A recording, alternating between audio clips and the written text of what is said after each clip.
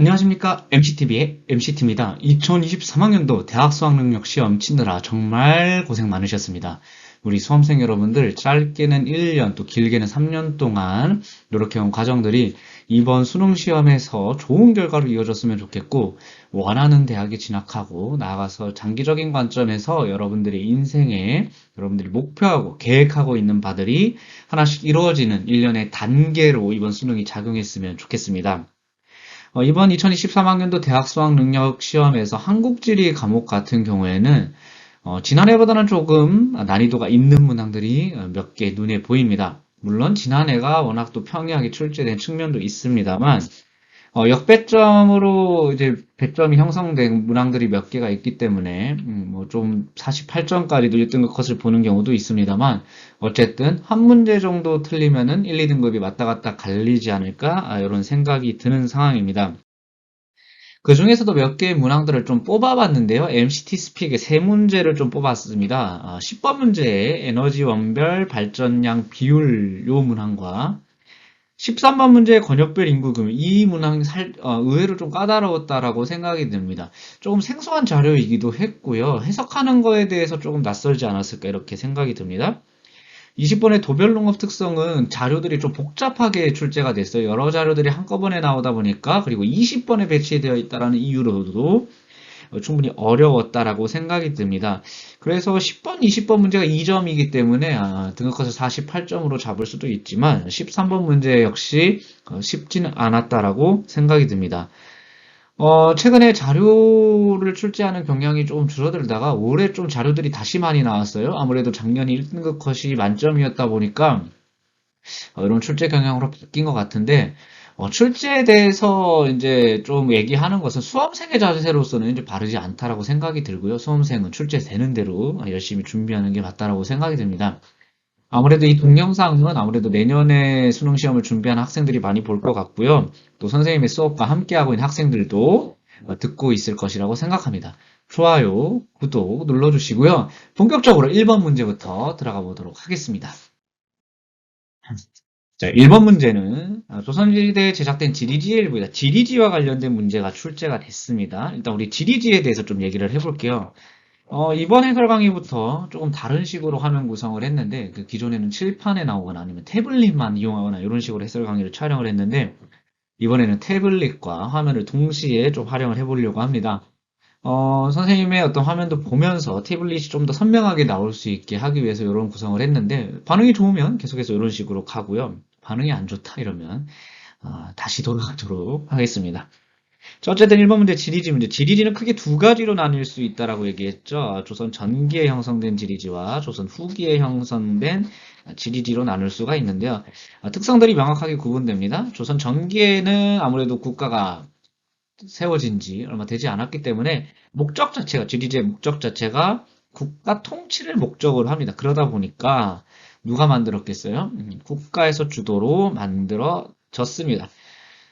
그래서 세종실록 지리지 같은 경우에도 책 이름 자체에 세종이라는 이름이 들어가 있잖아요. 그죠? 그리고 서술에도 특성들이 나타나 있는데 조금 더 유목화해서 서술되어 있는 백과사전식 서술 형태가 조선 전기에 나타나고 있고요.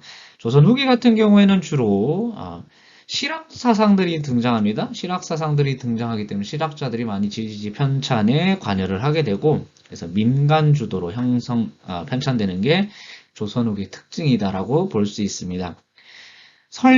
서술에서도 조금 차이가 있죠. 전기에는 백과사전식으로 유목화해서 나타났다면 조선 후기에는 설명식으로 줄글로 형성되어 있는 것이 또 하나의 특징이다라고 볼 수 있겠습니다. 그러면 이제 지문으로 가보도록 하겠습니다. 가부터 보면은요, 가의 경우에 경주 땡땡 하고 이렇게 나와 있죠. 이런 식으로 형성되어 있는 경우들이 바로 백과사전식 서술이라고 볼 수 있겠습니다. 그래서 가가 바로 세종실록 지리지 세종이라고만 적겠습니다. 나 같은 경우에는 상주는 어쩌고저쩌고 상주는 어쩌고저쩌고 이렇게 설명하고 있죠. 설명식 서술이고요. 그러니까 조선 후기에 제작된 택리지가 되겠습니다. 택리지 누가 만들었죠? 바로 이 사람, 이중환 선생님이 만들었습니다. 실학자 이중환 선생님이 만들었고 즉 민간 주도의 조선 후기에 만들어진 지리지다라고 보면 되겠습니다. 자, 그러면 선택지 한번 살펴보겠습니다. 기억은 나는 가보다 제작된 시기가 이르다. 택리진 조선 후기에 만들어졌다 그랬으니까 제작 시기가 이른 것이 아니다. 늦다라고 보면 되겠고요. 니은의 가는 국가, 조선전기 국가, 나는 개인주도 조선 후기, 택리지는 이중환 선생님이 만들었습니다. 개인주도가 맞는 얘기가 되겠죠. 디귿의 가거지의 조건, 산이 웅장하고 들이 넓다. 자, 일단 가거지의 조건부터 좀 설명을 정리를 하고 가보도록 하겠습니다. 택리지에서 얘기하고 있는 가거지는 거주 가능한 곳, 살기 좋은 곳을 의미하는 건데요. 크게 네 가지가 있었습니다. 첫 번째 뭐가 있었죠?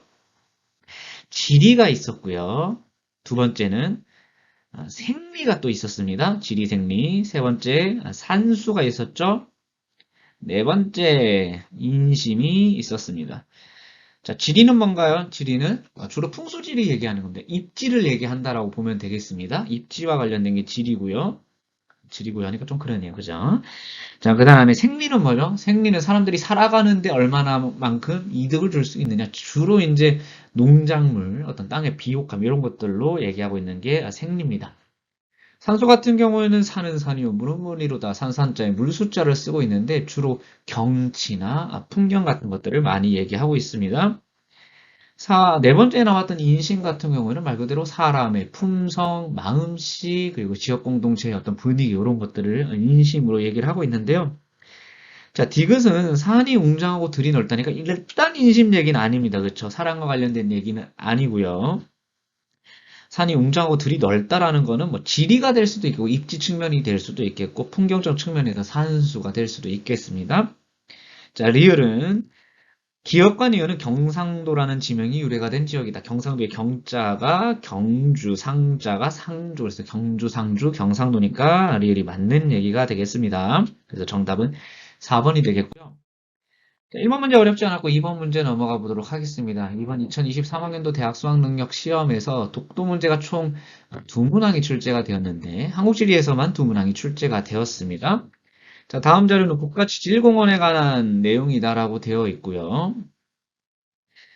첫 번째부터 보겠습니다. 제주도 보겠습니다. 제주도 만장굴 얘기가 나오면서 용암동굴, 기억 용암동굴인데요. 바로 선지로 넘어가서 용암의 냉각 속도 차이에 의해서 형성되었다. 용암이 흐르다가 어디부터 굳기 시작하죠?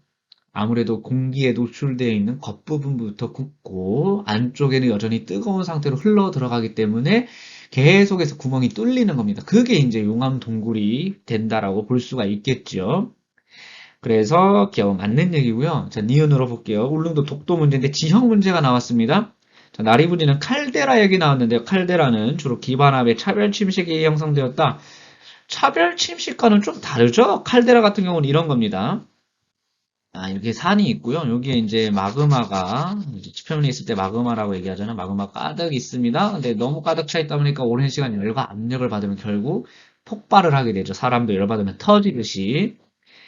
자, 이렇게 위로 폭발을 하게 됩니다. 그러면 이렇게 지표면에 흐르게 되겠죠. 용암이 흐르게 되고요. 여기 땅 속에 있던 마그마는 전부 어떻게 될까요? 없어져 버리니까 이렇게 비어버리게 되겠죠. 점점 이렇게 비어버리는 형상이 나타납니다. 자, 뭐 여기가 딱 비어버려 있으면은 위에서 누르는 중력의 법칙, 중력의 힘 때문에 여기가 꽉 무너지게 되는 거죠. 이렇게 폭삭 주저앉아서 만들어지는 게 칼데라고 거기에 물이 고이게 되면은 칼데라 호가 되겠죠. 그렇죠? 그래서 기반함의 차별 침식과는 그렇게 큰 상관이 없다라고 보여줄 수가 있겠습니다. 3번의 디귿, 단양인데요. 이번에 새로 국가지질공원으로 선정된 지역이라고 볼 수 있고 천리 카르스트 지형은 워낙 단양에서도 유명한 카르스트 지역입니다. 돌리네라고 되어 있네요. 돌리네는 우리 지형도상에서 어떻게 나와 있었죠? 요렇게 안쪽으로 저하등고선이 형성되어 있을 때 돌리네다라고 볼 수 있고 돌리네 같은 경우는 주로 배수가 양호하다. 그래서 밭으로 많이 이용된다. 이런 얘기들을 하고 있죠. 단양의 특산물이 뭐예요? 마늘이잖아요. 마늘이 바로 밭작물이기 때문이다라고 또 볼 수가 있겠습니다. 자, 리을은 경북 동해안으로 갑니다. 성류굴 내부에는 석순, 석주, 종유석. 석순, 석주, 종유석. 석순 위로 올라오는 거, 좀 이제 그림을 좀 그려볼게요. 동굴 그림을 한번 좀 그려보도록 하겠습니다. 자, 동굴이 이렇게 위치하고 있고, 이렇게 안쪽으로 형성되고 있습니다. 자, 물이 똑똑똑똑 떨어져가지고 밑에서 이렇게 올라오는 거, 요게 바로 석순이 되겠죠? 자, 위에서 이렇게 내려오는 거, 위에서 그림 진짜 못 그리네요. 자, 위에서 이렇게 내려오는 거 종유석이고요. 자, 그러니까 5번의 미음 같은 경우에는 물에 녹아있던 탄산칼슘이 침전되어서 이렇게 뚝뚝 떨어지면서 침전되어서 형성되어 있는 게 석순이라고 볼 수 있습니다. 자, 두 개 다 성장되어서 이렇게 만나게 되면은 이게 바로 석주가 되겠죠. 기둥주자 석주가 되겠습니다. 2번 문제는 2번으로 볼 수가 있겠습니다. 3번 문제로 바로 넘어가도록 하겠습니다. 3번 문제는 안 넘어갈까요? 네, 3번 문제는 쉬운 문제입니다. 다음 자료는 가나 암석의 종류, 형성시기. 자, 우리나라의 한반도의 지체 구조. 이 얘기 다룰 때는 상당히 배울 때는 어렵게 느껴졌지만 문제에서는 알면은 그대로 대응되는 그런 문제이기 때문에 어렵지 않습니다. 왼쪽에 있는 사진에 가해, 한탄강, 주상절리. 주상절리를 이루고 있는 기반함은 바로 현무암, 화산암의 종류인 현무암이 되겠죠. 자, 오른쪽 설악산이 울산바위. 설악산 같은 경우에는 돌산이고 돌산의 기반함은 그렇지요. 화강암이 되겠습니다. 현무암과 화강암 찾으면 되네요. 그래서 현무암은 C고 화강암은 B입니다. 현무암 같은 경우에는 신생대 때 주로 용암의 분출로 인해서 만들어졌다라고 볼 수가 있겠고, 화강암은 어떻게 되죠? 중생대 때 관입됐는데 대표적인 화강암들이 대부화강암, 불국사화강암 이런 것들이 있다라고 볼 수 있겠습니다. 3번까지 보면 굉장히 쉬운 문제들 위주로 나왔는데 4번 더 쉽습니다. 자, 가에 대한 나의 상대적 특성으로 옳은 것인데, 가나는 겨울 아니면 여름이래요. 읽어보면 알 수 있겠네요. 가는 앞문장에 대청마루 얘기 나와 있고, 바람을 잘 통하게 한다. 그래서 시원하게 지낼 수 있도록 하였다. 시원하게 지내야 된다는 건 결국에는 더우니까 그런 거 아닙니까? 그래서 가는 여름. 자, 그럼 나는 뭐예요? 나는 겨울이겠죠. 온돌 얘기 나오고, 아궁이 얘기 나오고 있습니다. 겨울이 되겠습니다. 자, 겨울의 상대적 특성이니까 이거 거의 뭐 초딩들도 맞출 수 있는 그런 문제인 것 같은데요. 평균 상대 습도가 높다? 자, 겨울철에는 바람이 북서계절풍이 불어옵니다. 북서계절풍이니까 바다와 대륙 중에 어디에서 바람이 불어오는 건가요? 대륙에서 바람이 불어오는 거겠죠. 아무래도 그러니까 건조할 수밖에 없고 상대 습도 높다. 아니겠죠. 자, 니은 정오의 태양고도가 높다. 요거는 여러분들이 학교에서도 충분히 경험할 수 있는 건데 겨울철이 여름에 비해서 교실에 햇빛이 많이 들어오나요? 적게 들어오나요? 햇빛이 많이 들어옵니다. 많이 들어온다라는 것은 그러니까 이렇게 자 다시 태블릿 화면 보면은 학교가 이렇게 있잖아요. 태양이 이렇게 높게 떠 있으면 이렇게 들어오는 빛이 적을 거 아니야. 근데 태양이 똑같은 고도인데 낮게 떠 있어요. 너무 가까이 그리긴 했지만 그러면 훨씬 더 많이 들어온다는 소리가 되겠죠. 그러니까 겨울철이 정오의 태양 고도가 높은 게 아니라 낮다라고 볼 수가 있겠습니다. 3번에 한파의 발생 일수가 많다. 아이고야, 겨울은 한파 발생 일수 많은 거 당연히 정답이고요. 4번에 대륙성 강수가 발생한다. 여러분, 대륙성 강수가 뭐였죠? 뜨거워진 공기가 위로 상승해서 내리는 길을 대륙성 강수인데 우리나라의 대표적인 게 소나기고요. 여름철에 내리는 강수량이 되겠습니다. 5번에 열대저기압. 대표적으로 우리나라에서 발생하는 열대저기압은 우리나라에 발생하는 게 아니라 우리나라에 영향을 주는 열대저기압은 태풍이 되겠죠. 태풍은 겨울과 여름 중에 여름에 주로 자주 발생하니까 4번의 정답은 3번이 되겠네요. 자, 쉬운 문제들로 계속해서 이어지고 있고요. 5번 문제로 가보도록 하겠습니다. 지형도 문제가 두 개 나왔는데요. 지도의 AD에 대한 설명을 옳은 것만을 골라라. 자, 하천 문제가 나오고 있습니다. 특히 이제 두 개 다 보면은 휘어져 있는 공유하천인데요. 공유하천은 감입공유하천인데 자유공유하천의 유형으로 나타난다라고 수도 없이 얘기를 했었습니다. 자, 하천의 위치부터 쭉 따라 그려보면은요. 이런 식으로 구불구불 되어 있고 자, 주변 지역을 좀 살펴볼게요. 주변에 아이고야 등고선이 빽빽하게 나와 있습니다. 경사가 급하다라는 소리고 경사가 급하다라는 건 결국엔 뭐야? 산이라는 소리잖아요. 그러니까 산 주변을 파고 들어가는 하천 바로 왼쪽에 있는 사진이 감익공유 하천이겠구나라는 걸 충분히 찾아낼 수 있어야 되고요. 왼쪽의 지형도가 감익공유 하천이면 당연히 상대적으로 오른쪽이 자유공유 하천이 나왔겠죠? 보나 마나 등고선 없고요. 평평한 평야들이 범람원이 나타나고 있습니다. A는 여기가 되겠습니다. A는 과거에 하천이 흘렀던 구하도이다. 맞는 얘기죠. 과거에 하천이 이렇게 흘렀을 거라고 충분히 유추될 수 있는 게 뭐냐면 주변 지역의 등고선이 빽빽한 데 비해서 지금 A 지역에는 등고선이 거의 나타나고 있지 않습니다. 결국엔 하천의 작용을 받았다라고 볼 수가 있는 거죠. 이제 반면에 B는요, B를 보면은 지금 여기가 공격 사면이 되겠고, 여기는 상대적으로 방어 사면이 되겠습니다. 자, 그래서 A는 과거에 하천이 흘렀던 구하도가 맞고요. 이제 B를 보면은요, B를 조금 더 정리를 한번 해보도록 하겠습니다. B의 이쪽 사면이 이제 공격 사면이 되겠고, B가 있는 이쪽 사면은 방어 사면이 되겠습니다. 지금 보니까 B는 등고선도 듬성듬성 나여 있고, 받체 기호들이 나타나고 있죠. 그래서 B 지역은 하한당구다라고 형성이 될 수 있습니다. 계단 모양의 하한당구라고 볼 수가 있고, 이 하한당구 지역은 과거에 하천이었습니다. 하천이었다가 뭐의 작용으로 당구가 된 거죠? 바로 융기 작용으로 당구가 된 건데, 융기 작용 언제 발생했어요? 신생대 때 무슨 운동, 무슨 지각 운동이 나타났나요? 경동성 요곡 운동이 나타났습니다. 경동성 요곡으로 인해서 융기 현상이 발생하게 됐는데 이 융기의 증거들이 나타나게 있어요. 우리가 대표적으로 얘기할 수 있는 융기의 증거. 일단 융기가 뭐죠?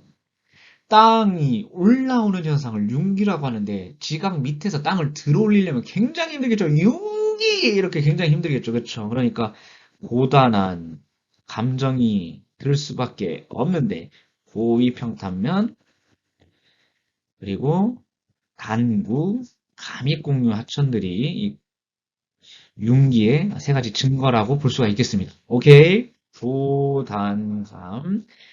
자, 그러다 보니까 B는 원래 하천이었고, 하천에서 침식작용을 받았던 증거들이 둥근자갈, 모래들이 나타나는 이유가 되겠습니다. 기억, 니은 둘 다 맞는 얘기죠. 디귿의 C의 퇴적물은 주로 최종 빙기에 퇴적되었다. 범람원 자체가 하천 하류에 형성되어 있고, 범람원이 만들어지려면 이 하천이 넘쳐야 되잖아요. 하천이 넘치려면 빙기가 아니라 후빙기 때 해수면이 상승해야 하류 지역에 하천이 넘치는 데 영향을 줄 수가 있습니다. 그래서 최종 빙기가 아니라 후빙기라고 볼 수 있겠고요. 리을의 C가 지금 밭기호가 나와 있죠. 논기호가 나와 있잖아요. 그러니까 여기가 배우습지라고 볼 수 있고 상대적으로 D는 하천이랑 가까우면서 밭기호가 나타날 수 있겠죠. 그렇죠? 퇴적물의 입자 크기가 크고 배수가 잘 되는 자연제방이라고 볼 수가 있겠습니다. 자연제방의 퇴적물의 평균 입자 크기가 더 크죠. 배우습지보다. 그래서 정답은 기억니은 1번이 되겠습니다. 6번 문제 보도록 할게요. 5번 문항 촬영하다가 카메라가 중간에 나갔어요. 요즘에 카메라가 말탱이가 가려고 합니다. 돈 벌어갖고 렌즈를 바꿔야 되는지, 카메라를 바꿔야 되는지. 돈 벌으면 이제 아주 버는 족족 나가고 있습니다. 자, 6번 이렇게 여러분 먹고 살기가 힘듭니다. 자, 다음 글의 기역, 니은, 디귿, 리을에 대한 옳은 설명 보기에서 골라봐라. 자, 기역부터 보겠습니다. 기역 4빈이고요. 파랑에너지가 집중되는 고제 발달한다. 아하, 이럴 수가. 해안선을 한번 그려보겠습니다. 자, 여기가 육지가 되겠고요. 여기가 바다입니다. 해안입니다. 바다는 뭐야?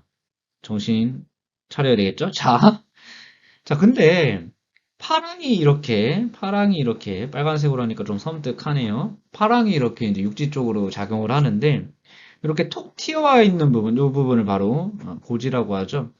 가장 먼저 만나는 부분이기도 하고, 즉 에너지가 강할 때 만나기도 하고, 그 다음에 앞쪽으로 툭 튀어나와 있으니까 이쪽으로 에너지가 집중됩니다. 강한 에너지가 고제 형성된다라는 거거든요. 그러니까 에너지가 강하게 작용하기 때문에 여기는 무슨 작용이 일어나죠? 주로 침식 작용들이 일어나고, 침식 작용들이 일어나서 만들어지는 지형들이 대표적인 게 이제 뭐 암석현, 시스텍이나 씨앗이나 뭐 해식이나 이런 것들이 나타나게 되겠죠. 상대적으로 여기 쏙 들어간 부분 우리는 만이라고 얘기를 하는데요. 조금 더 후퇴되어 있기도 하고, 그 다음에 이 고지에서 침식으로 인해서 떨어져 나온 부유물들이 이쪽으로 이동을 합니다. 그래서 여기는 퇴적 작용들이 주로 나타나고 그 퇴적 지형의 대표적인 게 바로 기역, 사빈이라고 볼 수 있겠죠. 자, 그래서 기역 같은 경우는 파랑 에너지가 집중되는 게 아니라 분산되는 만에 형성된다, 만에 잘 발달한다라고 해야 맞는 얘기가 되겠습니다. 아주 이지한 문제였고요. 자, 니은. 해안사고의 지하수는 바닷물보다 염분 농도가 높다. 해안사고의 지하수는 담수잖아. 그러니까 염분이 나타날 수가 없겠죠. 자, 디귿. 모래 포집기는 모래의 퇴적을 유도해서 해안사구의 침식을 방지한다. 자, 모래 포집기 어떻게 생긴지 알죠? 자, 요즘에 그림에 대해서 근자감이 생겼습니다. 그래서 못 그리는데 계속 그려보려고 합니다. 자, 모래 포집기 같은 건 이런 식으로 생겼습니다. 시작부터 불안하고요. 뭐 이런 식으로 생겼잖아요. 이렇게 막 줄들이 막 이렇게 있으면서. 이렇게 있거나 나뭇가지들도 이렇게 해놓고 그래서 여기에 이제 모래들이 걸려가지고 모래를 모으는 이런 것들이 이제 모래 포집기인데요. 모래 퇴적들을 유도하기 때문에 해안사고의 침식을 막아주는 역할을 한다라고 볼 수 있습니다. 맞는 설명이겠고 자 리을은 이제 그로인 얘기가 나왔습니다. 우리 그로인이 뭐죠? 또 바다를 또 한번 그려볼까요? 그로인 아이고 바다 너무 성의 없다 그지? 바다를 좀 그려보겠습니다. 이런 식으로 되어 있는데 여기다가 이렇게 짝대기들을 이렇게 하나씩 긋는 거죠. 요럴 때 파랑의 작용도 위치할 수 있지만은 이렇게 연안류도 작용을 할 수가 있거든요. 그러면 여기에 있던 퇴적물들을 이렇게 자꾸 이동시키는 그런 작용들을 하게 되는데 이 그로인이 없다면 그대로 바다 쪽으로 다 침식되어서 나가서 해안 침식 현상이 사빈 침식 현상이 나타날 건데 이 그로인을 설치함으로 인해서 어때요? 여기서 막아주는 이런 식으로 막아주는 역할을 하게 되는 겁니다. 그래서 리을도 맞는 설명이 되겠습니다. 자, 6번의 정답 디귿 리을이었고요. 7번 문제로 넘어가도록 하겠습니다. 한국지리 수업 장면의 일부이다. 그러면서 서울의 구별 특성. 도시가 하나가 나오면 뭐라고 그랬습니까? 도시 내부 구조를 묻는 문제라고 얘기를 했잖아요. 도시 내부 구조고. 근데 뭐 경기도 같이 대도시 주변의 지역들이 뭉뚱그려서 나온다. 전체적으로 나온다면은 대도시권에 대한 문제라고 얘기를 했습니다. A, B를 찾아봐야 되는데 그래프를 제목 보고 X, Y축 봐야 됩니다. X축 보면은 초등학교 학생수가 많다라는 건 결국에 인구가 많다라는 거고 여기서 말하는 인구는 무슨 인구죠? 항상 거주하는 상주 인구가 많다라는 소리가 되겠습니다. Y축 보니까 사업체수 얘기가 나와 있습니다. 사업체수는 결국 기업 얘기하는 거잖아요. 기업들이 많이 집중되어 있는 곳들은 도심 아니면 부도심이 되겠죠. 그래서 상대적으로 사업체 수가 많고 초등학교 학생 수가 적다. 즉 상주 인구가 적은 A는 도심 지역이겠구나라고 유출을 해볼 수가 있고 그럼 B는 뭐예요? 상주 인구가 많은 주변 지역이겠구나라는 걸 볼 수 있습니다. 선생님은 주변 지역의 상대적 특성을 묻고 있습니다. 자, 주간 인구 지수가 높아요. 주간 인구 지수는 어떻게 구하나요? 자, 일단 주간 인구 지수를 구하는 방법은 분모에 뭐가죠? 분모에 항상 거주하는 상주 인구가고요. 상주 인구 분의 주간 인구 지수니까 곱하기 100 이렇게 합니다. 주간 인구는 낮에 활동하는 인구를 얘기를 하잖아요. 사람들이 낮에 왜 활동을 합니까? 회사 가서 일하는 뭐 이런 인구들을 의미를 하는 겁니다. 즉 기업이 사업체가 많다라는 걸 의미를 하겠죠. 주간 인구 지수가 높은 것은 도심이 되겠습니다. 주거 기능이 우세하다. 주변 지역에 주거 기능이 주로 나타나고 있죠. 을이 맞는 얘기. 중심 업무 기능, CBD, 중심 업무 지구를 CBD라고 얘기하는데 CBD가 바로 도심을 의미하는 거죠. 상업용지의 평균 지가가 높아요. 업무 기능과 더불어서 상업 기능도 도심에서 높게 나타나기 때문에 수요가 많으면 지가도 올라갑니다. 그래서 상업용지의 평균 지가가 높은 것은 도심이 되겠고요. 같은 경우에는 금융 및 보험업 사업체수, 이거 좀 이따가 나올 건데, 기업 대상으로 하는 서비스업, 생산자 서비스업이라고 하죠. 생산자 서비스업은 고객이 아무래도 기업이다 보니까 기업이 많이 입지하고 있는 도심에 주로 나타나는 게 특징입니다. 7번 문제는 그래서 을이 정답이 되겠고요. 8번으로 넘어가 보도록 하겠습니다. 기후 문제인데 어렵게는 안 나왔습니다. 이번에 기후 문제는. 그런데 3점이 배점되어 있고요. 워낙 학생들이 기후 문제를 어려워하다 보니까 3점으로 배점을 한 것 같습니다. 그래프와 지도가 동시에 나와 있으면은 특히 기후 문제에서는 지도부터 보자라고 얘기를 했었는데요. A부터 한번 살펴보도록 하겠습니다. A는 중위도가 아니라 중부지방의 내륙 지역이라고 볼 수도 있고 위치 보니까 홍천 같은데요. 그러면 한강 중상류 지역이고 한강 중상류 지역은 여름 강수 집중률이 높은 특징이 나타나는 기후적 특성을 체크를 해야 되겠습니다. 자, B는 영남 내륙 지역이네요. 경북의 내륙 지역이고요. 여기 아마 구미 정도 되지 않을까? 구미, 김천 요 정도 될 것 같은데 소우지이기도 하고 그다음에 전체적으로 전체적으로 강수량이 적은 소우지다라고 볼 수가 있겠죠. 자, C 같은 경우는 제주도의 남쪽이니까 서귀포가 되겠습니다. 서귀포하면 우리나라에서 강수량이 가장 많은 곳 중 하나지 않습니까? 연강수량이 가장 많은 거는 그래프를 봤을 때 원의 사이즈로 나타나 있습니다. 여기 보세요. 연강수량이 원의 사이즈로 나타나 있으니까 세 지역 중에서 원의 사이즈가 가장 큰 가가 서귀포가 아닐까 이렇게 충분히 유추해낼 수 있겠죠? 자, 나랑 다가 지금 두 개 남았는데 나다는 겨울 강수 비율은 지금 거의 똑같이 나타나고 있습니다. 근데 여름 강수 비율에서 차이가 나고 있고 원의 크기가 지금 다가 조금 더 커요. 연강수량이 좀 더 많고 여강집이 높은 곳은 홍천과 경북 내륙 지역 중에서 아무래도 한강 중상류에 위치하고 있는 홍천이 여름 강수 집중률도 높고 연강 수량도 높은 그런 지역이 되겠습니다. 자, 그러면은 나머지 나는 B, 경북 내륙의 구미 지역이 해당이 되겠습니다. 자, 그래서 8번의 정답은 5번이 되겠습니다. 자, 9번 문제입니다. 촬영하다가 배터리가 나갔습니다. 열악한 환경에서 촬영하고 있고요. 자, 독도 문제 두 개 나왔다고 했잖아요. 두 번째 문제가 9번 문항에 나와 있습니다. 첫 번째는 지형과 관련된 문제고요. 두 번째는 영해와 관련된 문제입니다.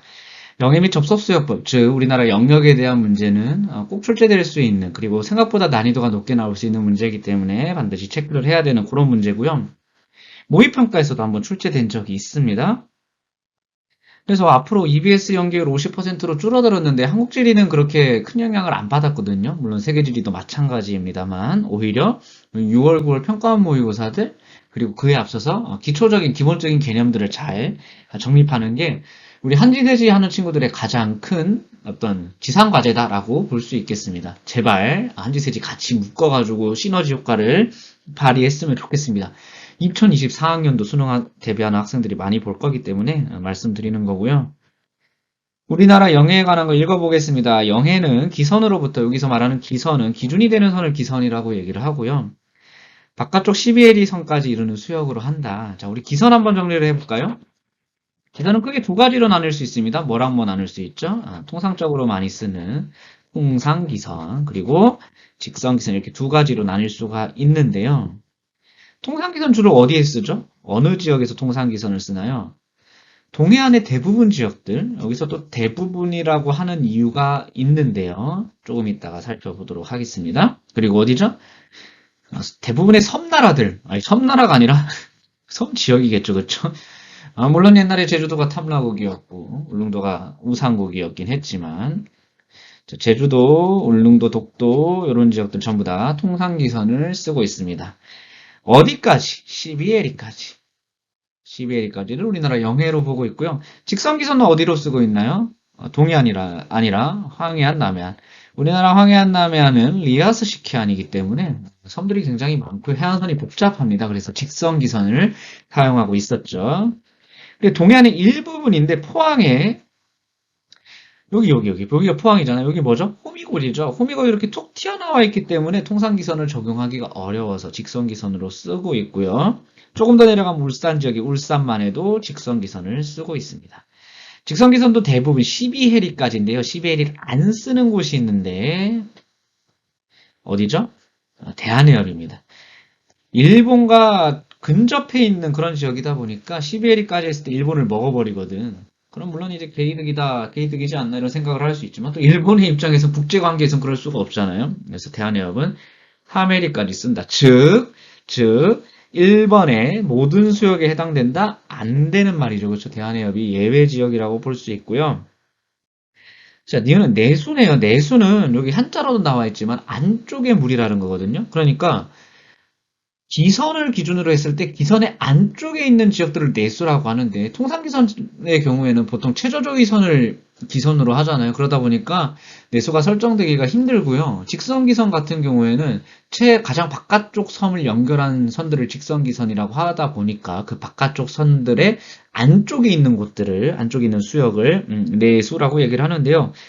A는 내수가 아니죠, 일단. 통상기선 적용하는 지역이기도 하고, 영해 바깥쪽에 있으니까 오히려 배타적 경제수역 EEZ 지역이 아닐까. EEZ 지역이라고 봐야지 오히려 맞는 거고요.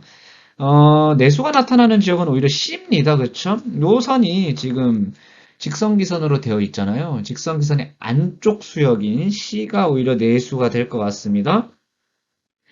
자, 2번 틀렸고 3번으로 가보겠습니다. B는 우리나라 주권이 미치는 수역이다. 아, 독도네요. 여기가 독도고 독도에서부터 CBL까지가 영해선, 여기 영해선 나와 있잖아요. 우리나라 주권이 미치는 수역 맞습니다. 독도는 누가 얘기해도 우리나라 영토이고요. 항상 끊임없이 그것을 노리고 있는 일본에 대항하기 위해서 우리도 지속적인 관심이 필요하다라고 얘기하고 있습니다. 갑자기 독도에 대한 또 열정과 애정이 불타서 말씀드렸고요. 4번에 D는 우리나라 배타적 경제 수역이다. D 같은 경우에는 지금 영해선 안쪽에 들어가 있잖아. 그러니까 배타적 경제 수역이 아니라 영해라고 봐야 되겠죠. 배타적 경제 수역은 기선으로부터 200캐리, 여기 기선으로부터 200캐리, 영해선으로부터는 여기 영해선이잖아요. 영해선으로부터는 얼마까지일까요? 기선으로부터 12LE까지가 영해이기 때문에 영해선부터 188LE까지 200-12가 188이 맞잖아요. 그러니까 188LE까지가 배타적 경제 수역이라고 볼 수가 있겠습니다. D는 영해고요. 5번에 C와 D에서는 일본과 공동으로 어업자원을 관리한다. C는 일단 내수니까 당연히 우리나라 영역이라고 볼 수 있고요. D도 영해잖아요. 일본으로 공동으로 관리할 필요가 없는 겁니다. 우리의 주권을 갖고 있는 그런 지역들이기 때문에 일본의 공동으로 어업 자원을 관리한다는 건 말이 안 되고요. 오히려 한일 중간 수역이 일본과 공동으로 어업 자원을 관리한다라고 볼 수가 있겠습니다. 됐나요? 자, 9번 문제였고요. 10번으로 넘어가 보도록 하겠습니다. 10번 문제가 MCT의 첫 번째 문제인데요. 에너지 원별 발전량 비율을 나타낸 것이다. 이에 대한 설명으로 옳은 것은 이라고 되어 있으면서 나와 있는 자료들입니다. 자, 그러면 여기에 에너지 원별 발전량 비율, 우리가 보통 이거 얘기하면 우리나라 에너지원은 화력, 원자력, 수력 순으로 많이 나타난다라고 수도 없이 배웠는데 문제는 뭐냐면 가나다라는 석유, 석탄, 원자력, 천연가스 중에 하나래요. 원자력은 그렇다 치는데 화력, 삼형제, 석탄, 석유, 천연가스가 따로따로 나와 있습니다. 골이 아프려고 합니다. 그죠? 이거 어떻게 찾아낼까요? 일단 우리나라 화력 제일 많이 쓰는 건 맞는데요. 화력 중에서도 제일 많이 쓰는 게 뭐죠? 석탄입니다. 그래서 2020년 기준으로 했을 때 가장 많이 쓰는 게 이 보라색으로 되어 있는 나가 석탄이 되겠죠? 나는 석탄입니다. 자, 그러면 그 다음으로 화력을 많이 쓰고 있는 거는 석유일까요? 천연가스일까요? 석유는 주로 수송목으로 많이 쓰고 있습니다. 그리고 많이 쓰는 게 천연가스죠? 그러면 일단 보이지 않을 정도로 굉장히 적은 다가 석유라는 건 알 수가 있을 건데요. 자, 그 다음에 많이 쓰는 거, 화력 다음으로 많이 쓰는 거 원자력인데, 그래서 이제 가 아니면 가와 라 중에 하나가 천연가스 아니면 원자력인데 이거 어떻게 알죠? 자, 일단은 가 같은 경우에는 1990년대에 많이 썼습니다. 많이 쓰다 최근에 좀 줄긴 했습니다만 여전히 많이 쓰고 있죠. 그렇죠? 근데 라 같은 경우에는 1990년도에 적게 썼어요. 근데 최근에 많이 늘어나고 있습니다.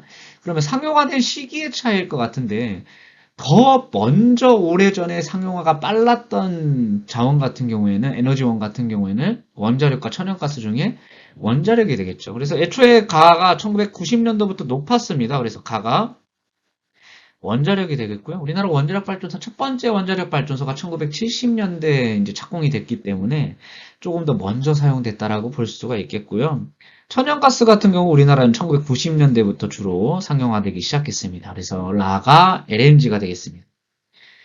나와 다, 그러니까 석탄과 석유를 찾아내는 데는 그렇게 어려움이 없었을 것 같은데 가와 라를 찾아내는 게 조금 어렵지 않았나, 상용화된 시기로 찾아내야 되지 않았나 싶습니다. 문제의 난이도에 비해서 배점이 2점 배점된 걸 보니까 역배점 문제인 것 같고요. 1번 선택지부터 보도록 하겠습니다. 2020년의 원자력 발전량은 석탄 화력 발전량보다 많다. 거의 눈으로 보고 맞추면 되는 건데 2020년의 원자력 발전량 요만큼이고요. 석탄 화력 발전량은 요만큼입니다. 석탄이 조금 더 많다라는 걸 볼 수가 있죠. 1번 선택지 틀렸고요. 2번 문제 총발전량에서 석유가 차지하는 비율은 1990년보다 1990년에 석유는 요만큼 차지했습니다. 근데 2020년은 보이지 않습니다. 거의 보이지 않을 정도로 찌부됐어요. 그러니까 굉장히 비율이 낮아졌다라고 볼 수가 있겠죠. 틀렸고요. 3번에 가는 다보다, 가는 원자력, 다는 석유입니다. 원자력은 석유보다 발전 시 대기오염 물질 배출량이 많다. 원자력의 최대 장점은 대기오염 물질 배출이 거의 하지 않는다라는 게 최대 장점이고요. 석유 같은 경우에는 어쨌든 저쨌든 간에 화력 발전이기 때문에 화력 발전이 아니라 화석 에너지이기 때문에 대기오염 물질 배출이 많다라고 볼 수 있습니다. 3번 반대로 돼야 되는 선택지죠. 4번 문제는 원자력은 천연가스보다 우리나라에서 전력 생산에 이용된 시기가 이르다. 이거 가지고 지금 가라를 찾아냈잖아. 그러니까 4번이 맞는 얘기죠. 5번에 나는 석탄은 석유보다 수송용으로 이용되는 비율이 높다. 수송용은 석유가 압도적으로 높습니다. 11번 문제 넘어가 보도록 할게요. 입지된 주요 시설의 현황을 보고 지역을 찾는 건데요. 이런 문제들은 EBS에서 좀 자주 볼 수 있었던 그런 문항의 유형입니다. 나와 있는 네 도시는 익산, 청주, 그리고 대구, 부산입니다. 가진 거부터 찾아 나가면 됩니다. 가진 거부터 찾아 나가 보도록 하겠습니다. 항만까지 갖고 있는 지역들. 익산, 청주, 대구, 부산 중에서 유일하게 항만 갖고 있는 도시는 부산이 되겠죠. 그래서 라는 부산입니다.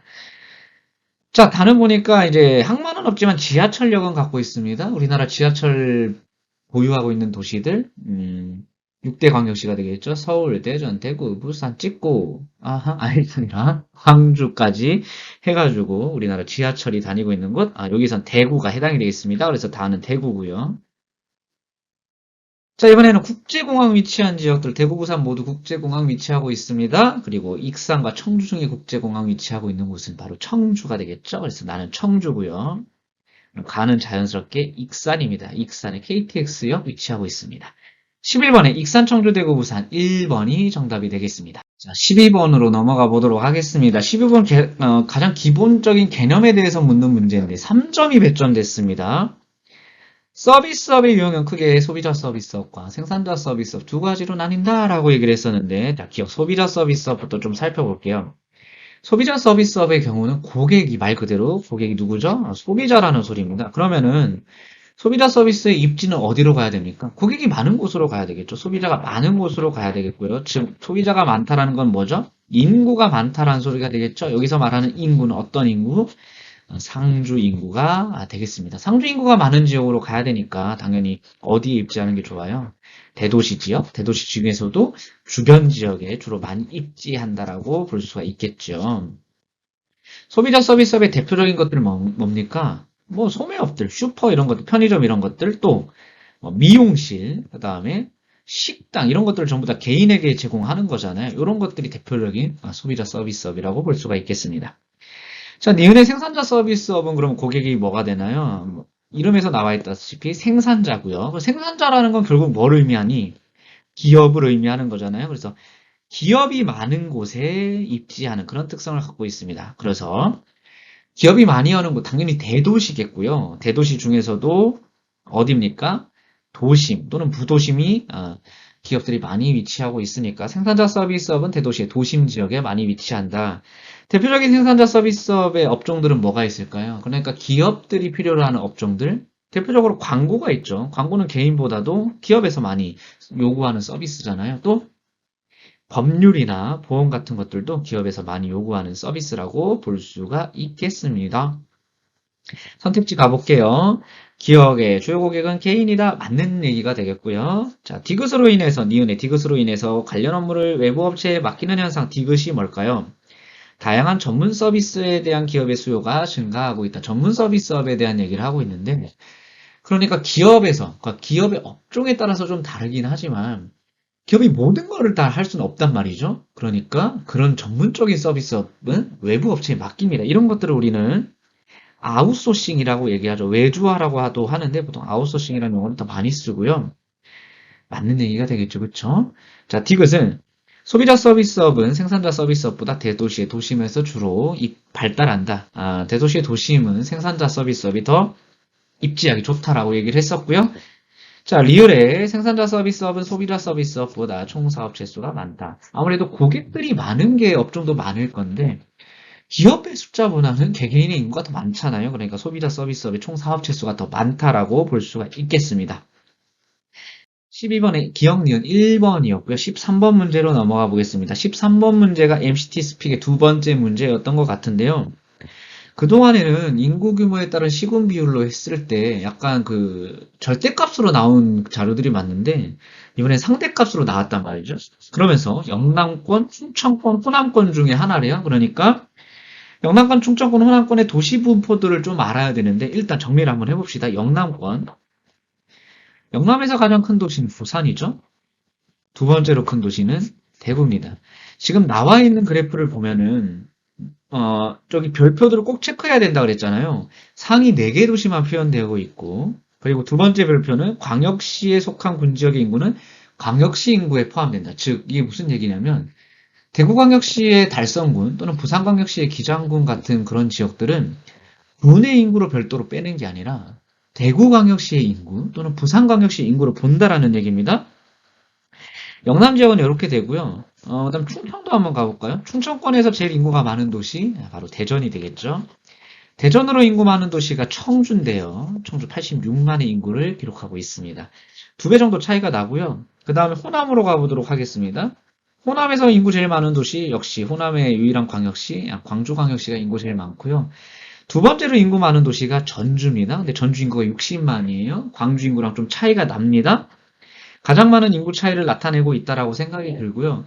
광주 다음에 전주가 나타나는데 그 다음에 나타나는 도시들도 조금 격차가 큽니다. 그러면 이 세 그래프 중에서 가장 인구가 많은 도시 그리고 두 번째 도시와의 격차가 좀 큰 게 가지역이잖아요. 가에서 가장 인구 많은 도시의 인구 비율은 29.1%인데 두 번째로 인구가 많은 지역은 13.2%란 말이죠. 그 다음 도시들의 인구 차이도 좀 크게 나고 있습니다. 그러니까 가가 호남권이라는 거는 쉽게 찾을 수 있었을 겁니다. 이것도 뭐 그렇게 쉽진 않습니다만은. 자, 두 번째가 문제인데요. 영남이랑 충청이 남았습니다. 근데 영남은 부산, 대구, 그 다음이 어디죠? 울산이에요. 그 다음에 충청은 어딘가요? 대전, 청주 다음에 천안이 인구가 많습니다. 근데 청주, 천안은 인구 차이가 거의 없어요. 청주 같은 경우에 86만 정도 되고요. 천안 같은 경우는 60만이 조금 넘습니다. 근데 대구는 인구가 230만, 원래 250만 정도 됐다가 조금 인구가 줄어서 230만이고요. 울산은 100만대를 기록하고 있으니까 꽤 제법 인구 격차가 나고 있습니다. 그러니까 2, 3위 간 도시 격차가 좀 크게 나고요. 자, 나랑 다 같은 경우는 1위, 나와 다에서 인구가 가장 많은 도시의 지금 비율은 거의 비슷해요. 그러니까 여기서 힌트는 얻을 수 없고 1, 2위 도시 간의 인구 격차, 그리고 2, 3위 간의 인구 격차를 좀 봐야 되는데, 영남 지역이 2, 3위 간의 도시 격차가 훨씬 더 크게 나타나고 있잖아요. 2배 이상 나타나고 있기 때문에, 나가 영남. 근데 충청권 같은 경우에는 청주 다음이 천안이라 그랬는데, 천안이 65만 정도, 청주가 85만 정도. 그러니까 2배까지는 차이가 안 납니다. 비슷하게 나오고 있죠. 그래서 여기가 충청권이다. 이렇게 찾아가야 됩니다. 자, 이렇게 되면 이제 질문이 들어오는 게 뭐냐면, 각 도시들의 인구들을 다 외우고 있어야 되느냐. 사실 선생님도 모두 다 모든 도시들의 인구를 외우고 있지는 않습니다만, 근데 자주 접하니까 머릿속에 남고 있는 거예요.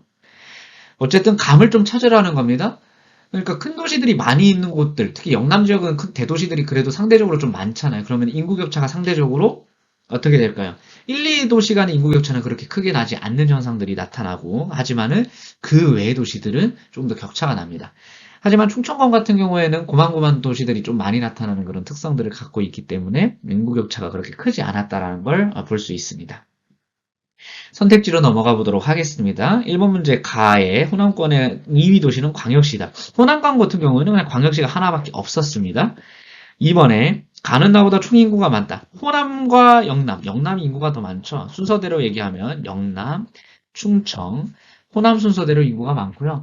충청과 호남은 인구가 거의 비슷비슷합니다. 근데 영남은 충청도보다 인구가 훨씬 더 많아요. 틀린 얘기가 되겠죠? 3번에 가는 나보다 지역 내 총생산이 많다. 지역 내 총생산은 거의 다 인구수로 결정이 되는 경우들이 많은데 호남은 충청보다 인구수도 적고 그리고 최근에 그 충청 지역에 공업단지들이 되게 많이 공업도시들이 되게 많이 형성되고 있잖아요.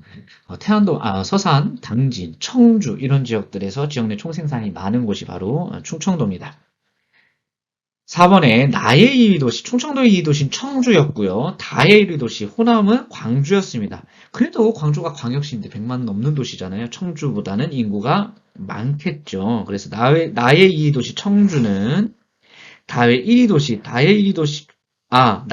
도시, 죄송합니다. 잘못 체크했어요. 나의 2위 도시는 대구입니다. 대구는 가의 1위 도시 광주. 대구, 광주 중에 인구 더 많은 곳은 대구잖아요. 우리 6대 광역시 인구 순서대로 한번 체크해 볼까요?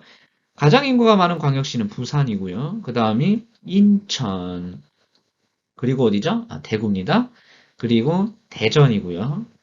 그 다음이 바로 광주, 그리고 가장 인구수가 적은 곳이 울산. 이런 식으로 나타나고 있기 때문에 4번이 정답이고요. 자, 5번에 나는 충청권, 나는 영남권이고 다가 춘천권입니다.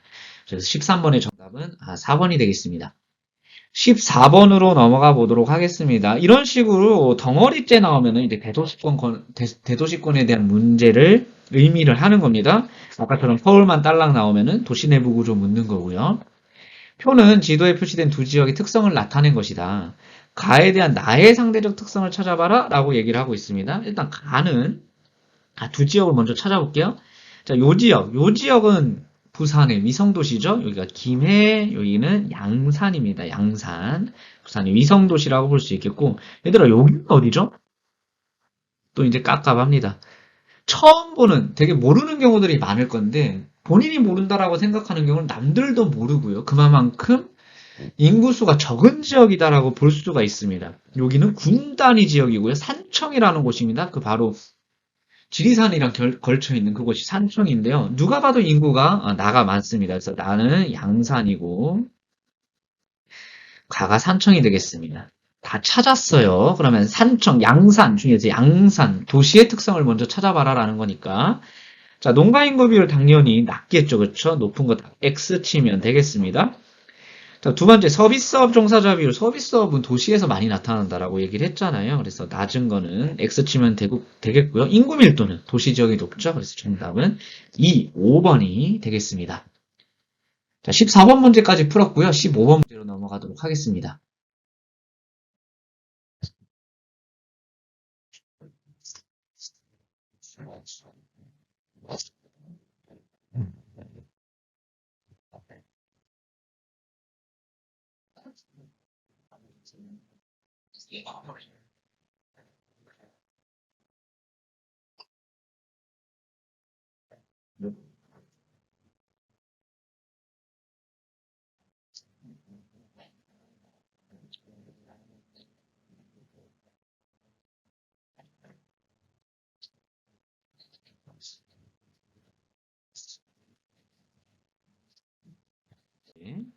그래프에 대한 설명으로 옳은 것은이라고 되어 있는데 본인이 접근하기 쉬운 그래프를 먼저 찾아 들어가면 될 것 같아요. 자, 선생님은 오른쪽 그래프가 조금 더 눈에 띕니다.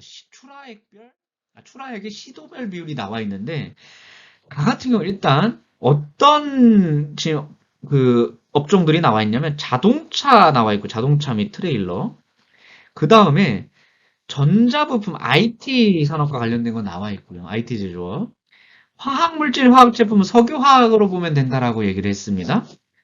자, 근데 오른쪽 그래프에 가를 보니까 경기가 압도적으로 높게 나타나 있고요. 그 다음이 충남, 경북 이렇게 나와 있네요. 그러니까 가는 경기 압도적인 거는 전자와 관련된 IT 제조업이 해당이 되겠습니다.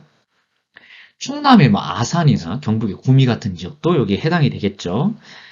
자, 나랑 다를 보니까 나는 경기 여전히 껴 있습니다. 상위권에 껴 있고 울산, 충남이 순서대로 나옵니다. 경기, 울산, 충남이면 자동차다.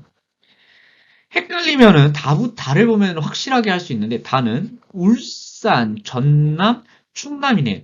울산, 전남의 여수, 충남의 서산, 울려서 바로 석유화학공업단지죠. 화학이 되겠습니다.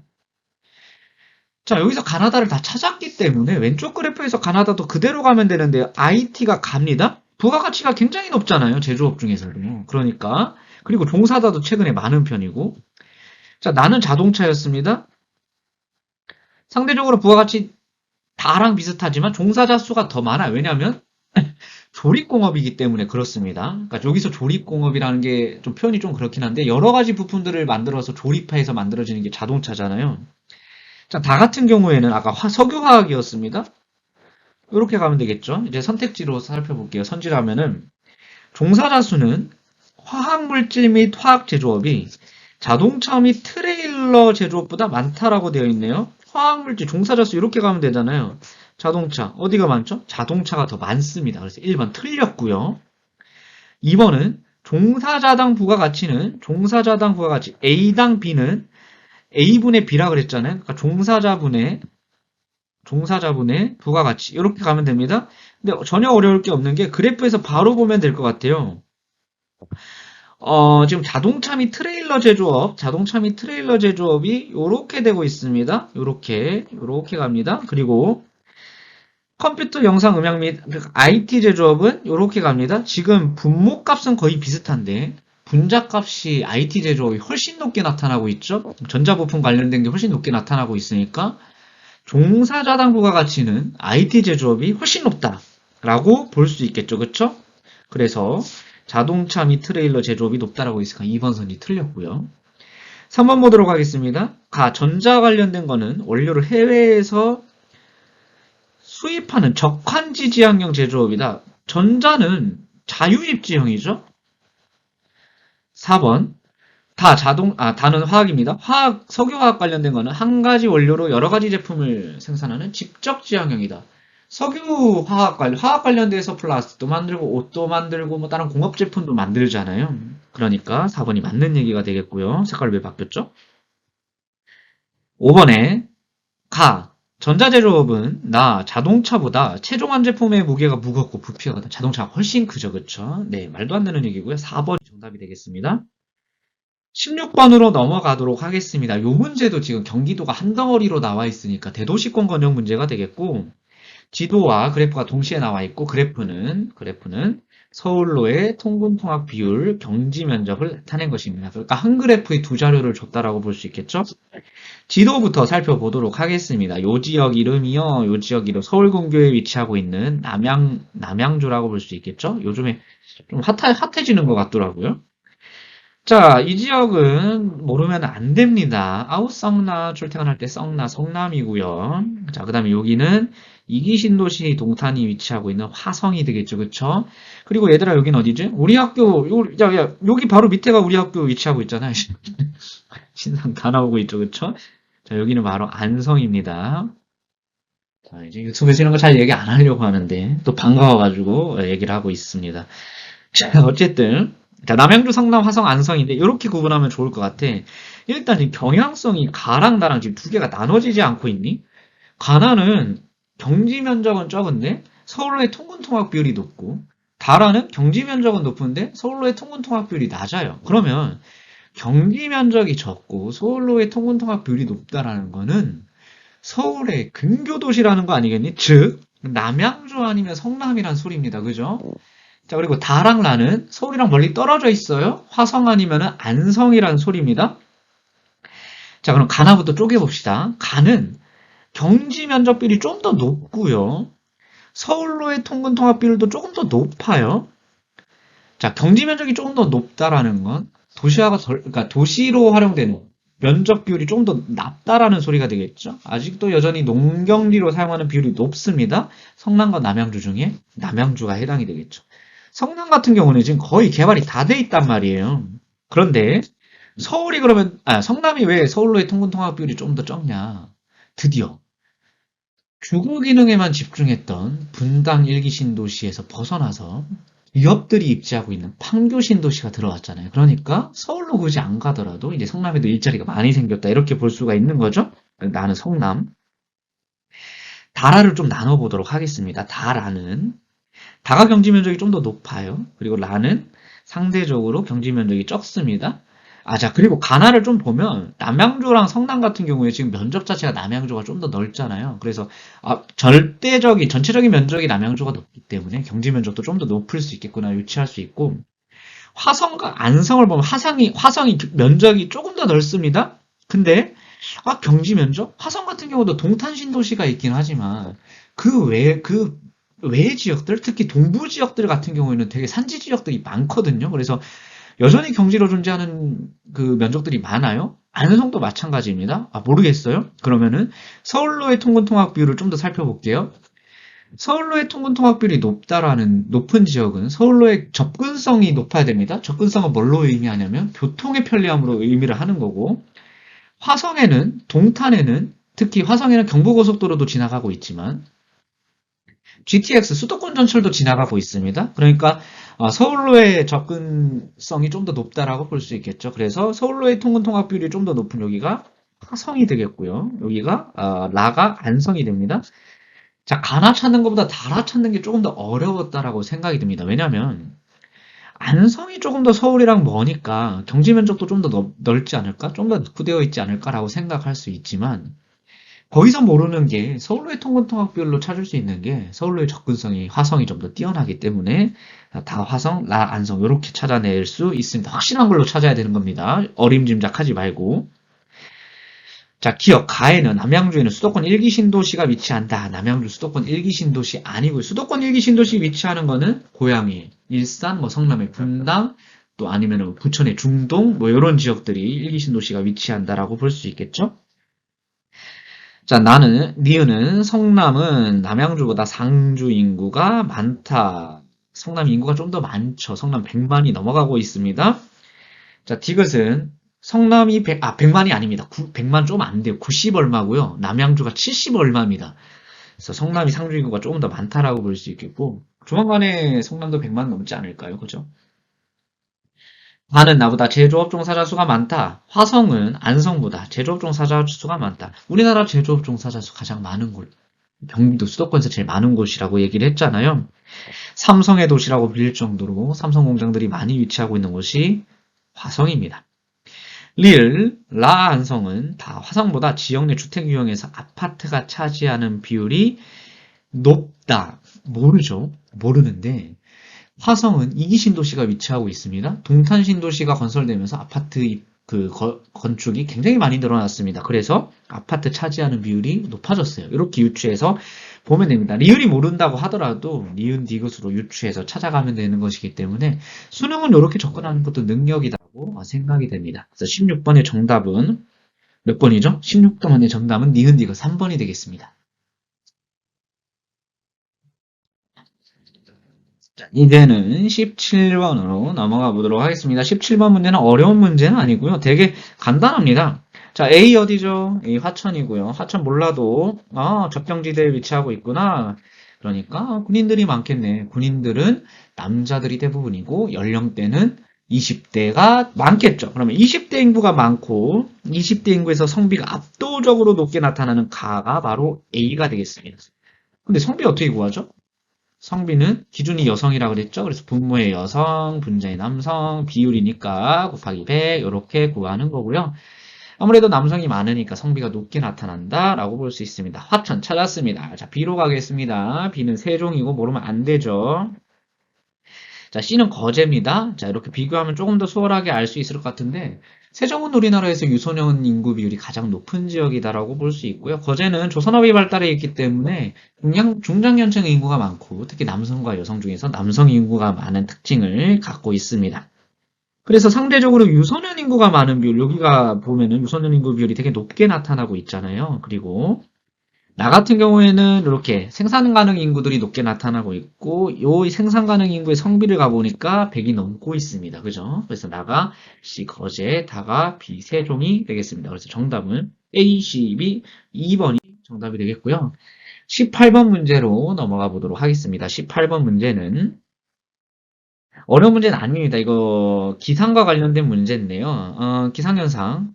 근데 조금 다른 게 가나다도 찾아야 되고 ABC 지역도 찾아야 되네요. 자, 가나다는 서리, 열대야, 황사입니다. 찾아가 보도록 하겠습니다. 왼쪽 그래프 보면 찾아갈 수 있겠고요. 자, 눈에 띄는 게 있네요. 12월에 가가 압도적으로 높게 나타납니다. 서리, 열대야, 황사 중에 겨울철에 나타날 수 있는 거 서리가 되겠죠. 그래서 가는 서리.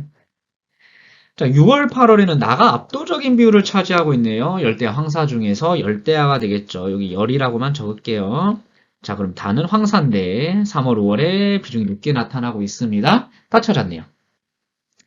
자, ABC는 서울, 안동, 포항입니다. 자, 서울, 안동, 포항인데 자, 보니까 서리가 일단 제일 많은 곳이 B입니다. 자, 그럼 B는 위도도 높아야 되고 상대적으로 뭐 군도도 높으면 좋겠지만 위도가 높아야 되는 지역입니다. 그럼 위도가 가장 높으면서 그러면은 지금 보니까 위도가 제일 낮은 C 포항이 일단은 결정이 됐어요. 근데 지금 여기서 좀 고민해 볼 필요가 있는 게 서울은 위도가 높지만 안동은 또 내륙 지방에 위치해 있단 말이죠.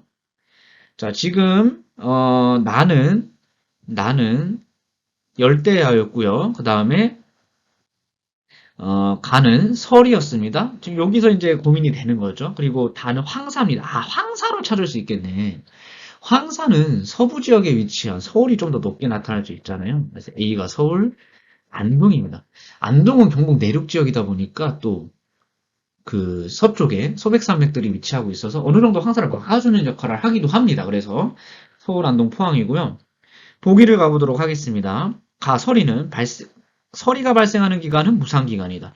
발생하지 않는 기간이 무상기간이죠. 자, 니은 A는 서울은 안동, 비안동보다 고위도에 위치한다. 한국지리 하면 이 정도는 해야 되는 거 아닌가?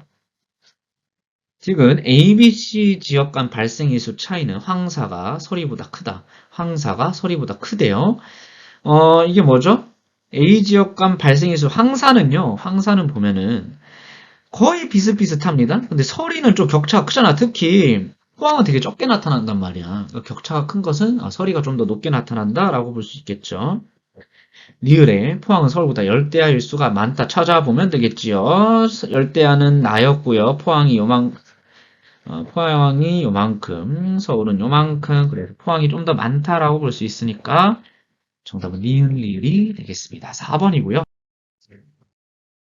자, 19번으로 넘어가 보도록 하겠습니다. 벌써 1시간이 넘어가고 있고, 촬영 시간은 벌써 큰 밤으로 접어들고 있습니다. 이 여러분들의 열정, 또 선생님의 애정이 합쳐져서 좋은 결과가 났으면 좋겠고요. 19번 넘어가도록 할게요. 19번 문제는 영남 지역의 지도가 나와 있고 유형별 외국인 주민 구성인데 일단 찾아봅시다.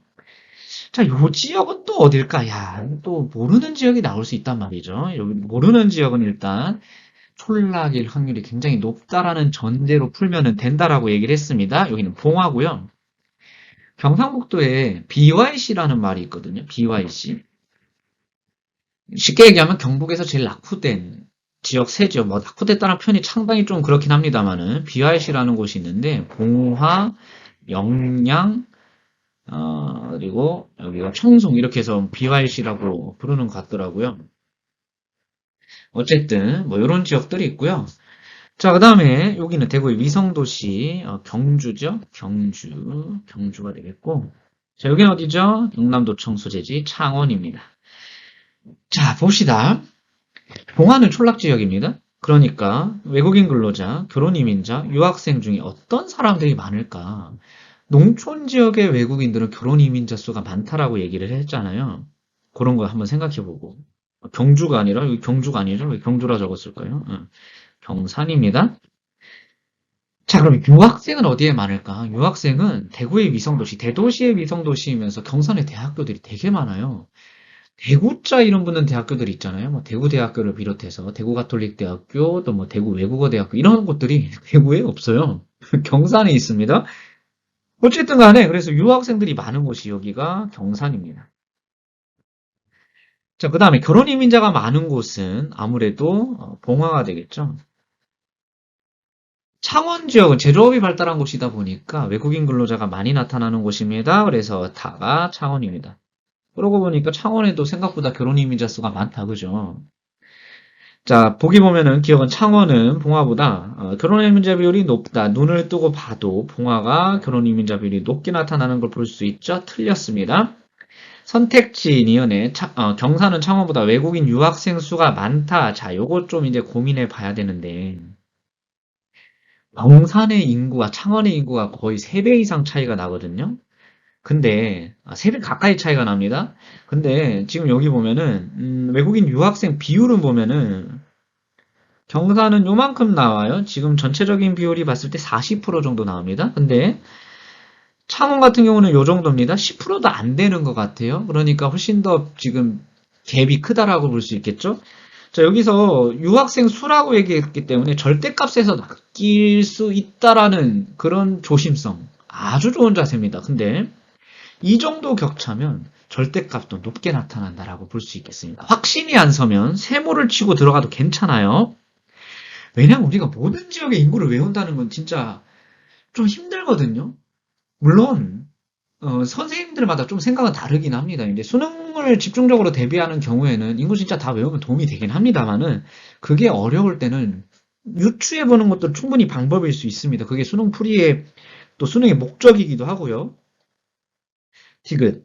나는가보다, 그러니까 봉화는 경상보다 총 외국인 주민 수가 많다. 이거는 그럴 리가 없습니다. 왜냐하면 봉화는 인구가 정말 적거든요. 제가 알기로는 3만인가 4만 정도밖에 안 돼요. 그러니까 총 외국인 주민 수가 경상보다 많을 수가 없습니다.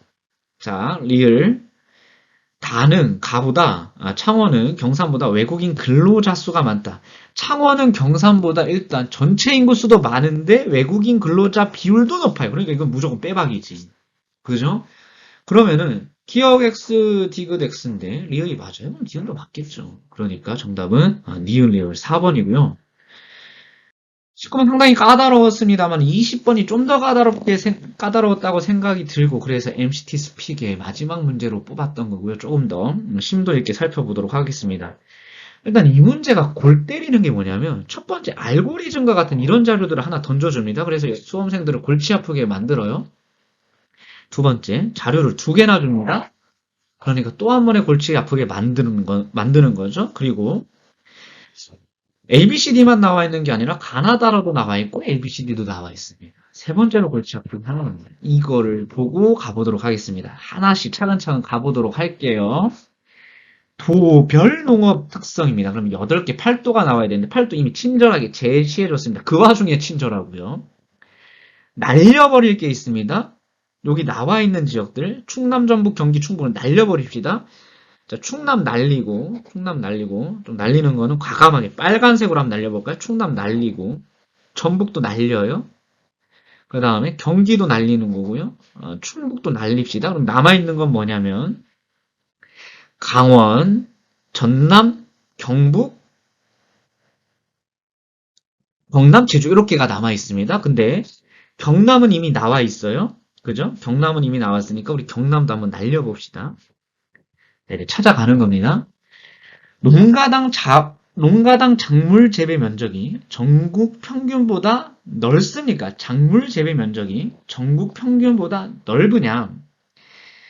자, 예면은 위로 가고요. 아니오면 내려옵니다. 지금 남아있는 거는 강원, 전남, 경북, 제주인데 이 지역들 중에서 작물 재배 면적이 전국 평균보다 넓을까? 여기서부터 이제 막히는 거죠. 일단 작물 재배라고 하는 건 어떻게 봐야 될까요? 작물 재배라고 하는 건 일단은 면적이 일단 커야 되고요. 왜냐하면 전체적인 면적이 커야 재배 면적도 클 수 있잖아요. 그리고 그 중에서도 작물 재배 면적, 경지 면적이 넓어야 된다는 소리입니다. 자, 여기서 못 찾으면 다음 것에서도 찾을 수가 있는데 농가당 과수재배 면적이 과수재배 면적이라고 되어 있습니다. 과수재배라고 하면 떠올라지는 지역 딱 두 지역이죠. 제주도랑 경상북도가 되겠는데 과수재배 면적이 전국 평균보다 넓으냐? 그러면은 여기는 경북 아니면 제주입니다. 그러면 결국에는 여기서 해결을 하고 나가야 된다는 소리거든요. 농가당 작물 재배 면적이 전국 평균보다 높은 지역들은 일단 제주도가 높습니다. 왜냐하면 제주도는 과수 재배가 압도적으로 높게 나타나고요. 전남도 높아요. 전남 같은 경우에는 주로 논농사를 많이 하고 있죠. 아니오로 가는 지역들은 그럼 나머지 두 지역인데 강원도가 나올 수 있겠고 경북이 나올 수 있겠죠. 이렇게 나올 수 있습니다. 강원도 같은 경우에는 상대적으로 산지 지역이 많고 경북 지역도 상대적으로 산지 지역이 많다 보니까 작물 재배 면적이 생각보다 높게 나타나고 있지는 않습니다. 자, 근데 여기서 못 찾아낼 학생들이 굉장히 많다라고 생각이 들거든요. 그러면 안고 들어가는 겁니다. 과수 재배 면적이 전국 평균보다 높은 건 제주입니다. 근데 경북일 수도 있지 않을까? 왜냐하면 앞에 알고리즘에서 못 찾았다면. 자, 그 다음에 그러면 나는 뭐가 되겠죠? 나는 전국에서 채소 재배 면적이 가장 넓습니까? 채소 재배 면적으로 나오고 있습니다. 자, 가는 제주였으니까 나는 전남이 되겠죠. 그러면 과수하면 나올 수 있는 게 이제 또 이쪽에 나와 있네. 전국에서 과수 재배 면적이 가장 넓습니까? 가장 넓습니까? 가장 넓습니까? 제주와 경북 중에 더 과수 재배 면적이 넓은 건 절대적인 면적이 경북이 넓고요. 과수재배 면적도 그래서 경북이 넓습니다. 그래서 앞에 알고리즘을 만약에 못했다라고 하더라도 뒤에 알고리즘으로 과수라는 공통적으로 제주, 경북을 가는데 제주는 그냥 평균 자체가 넓은 거고요. 경북은 절대값 자체가 넓은 지역입니다. 이렇게 갈 수 있겠죠? 자, 그 다음에는 이거 좀 잠깐 지우고 얘기를 할게요. 그 다음에는 채소 재배로 얘기를 하는 겁니다. 채소 재배로 얘기를 하고 있고 채소 재배로 얘기를 하고 있습니다. 근데 전국에서 채소 재배 면적이 가장 넓습니까? 가장 넓습니까? 라고 물은 거랑 농가당 채소 재배 면적이 전국 평균보다 높습니까랑 어떤 게 더 찾기가 쉬워요? 가장 넓다라는 게 가장이라고 붙는 게 전국에서 가장이라고 붙는 것 자체가 하나밖에 없다는 소리잖아요. 바로 여기가 전남이 되겠습니다. 오케이. 자, 그 다음에 농가당 채소 재배 면적이 전국 평균보다 넓으니까 전국 평균보다 높은 거는 복수가 될 수 있다는 거 이미 복수로 나와 있잖아요. 그러니까 다가 강원이 되겠습니다. 상당히 까다로운 문제고요. 가나다를 찾아서 끝났다라고 생각이 되는데 오른쪽에 가니까 여러분들은 시험지는 밑에가 되겠죠? A, B, C, D가 또 나옵니다.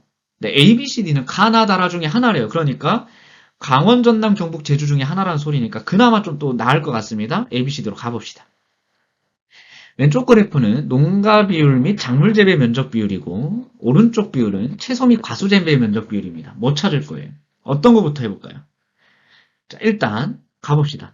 작물 재배 면적 비율이 전국에서 가장 넓은 곳, 작물 재배 면적 비율이 가장 넓은 곳 D네요. 어디죠? 전남이에요. 그래프는 극단적인 것부터 찾아가자라고 얘기를 했잖아요. 그러면 내일 지역 중에 작물 재배 면적이 가장 적은 A는 어딜까요? 지금 남아있는 지역은 그럼 어디가 되냐면 강원도, 경북, 제주주입니다. 가장 면적이 적은 거 바로 제주가 되겠죠. A 제주예요. 그럼 여기도 쓸 수 있지 않을까? A 제주. 똑같은 거니까. D는 전남. 여기까지 됐습니다. 자, 이제는 그래프를 뭘 찾아야 되지? 극단적인 값부터 찾는 게 좋다 그랬잖아요. C 보세요. 과수 재배 면적 제일 많아요. 과수 재배 면적 제일 많은 곳 어디죠? 바로 경북입니다. 아까 나왔잖아요. 전국에서 어디 있죠? 전국에서 과수 재배 면적이 가장 넓은 경북이라고 그랬죠. B는 어디입니까? B는 하나 남은 곳 강원입니다. 강원도에서 과수 재배하기 쉽지 않고요. 여기서 이미 진 다 빠졌습니다. 선택지로 가보겠습니다. A는 또 헷갈리네요. A는 제주는 D 전남보다 제주는 전남보다 전업농가 수가 많다. 제주도 의외로 경업농가 많은 곳이잖아요. 왜냐면 관광산업 발달한 곳이니까. 근데 전남은 전업농가 수 많은 곳이라 그랬잖아요. 틀렸고요. 자, 이번에 라는 뭐였냐면 경북입니다. 경북은 채소 재배 면적이 과수 재배 면적보다 넓다. 전국에서 가수 재배 면적이 가장 넓고 가수 재배량도 많고요. 가수 재배 면적이 넓습니다. 더. 3번에 다는 강원도는 전남보다 농가당 작물 재배 면적이 넓다. 일단 작물 재배 면적이 가장 전국 평균보다도 낮은 지역이기도 하고 전남은 전국 평균보다 애초에 작물 재배 면적이 넓습니다. 그러니까 농가당 작물 재배 면적은 전남이 더 넓겠죠. 그리고 강원도의 농가당은 분모분의 분자라고 했잖아요. 17분의 지워봅시다. 숫자가 안 보이네요. 강원도 쭉 내려가니까 3 정도 되죠. 17분의 3입니다. 강원도. 그 다음에 나는 뭐였죠? 나는 전남이죠. 전남은 농가당은 17입니다. 12, 13? 이 정도 됩니다. 근데 작물 재배 면적은 21%예요. 훨씬 크죠. 그렇죠? 여기서 끝났습니다. 전남이 넓다. 4번에 라는 나보다 라는 경북이었고 나는 전남이었습니다. 경북은 전남보다 경지율이 높다. 경지율이 높다. 경북은 전남보다 경지율이 높다. 경지율은 어디서 찾나요? 경지율은 어디서 찾죠? 작물 재배 면적에서 찾는 거죠. 경북 같은 경우에는 워낙 땅덩어리가 큰데 지금 작물 재배 면적이 전국 평균보다는 안 돼요. 무슨 얘기냐면 전남은 그러니까 전체 면적 그냥 전체 면적은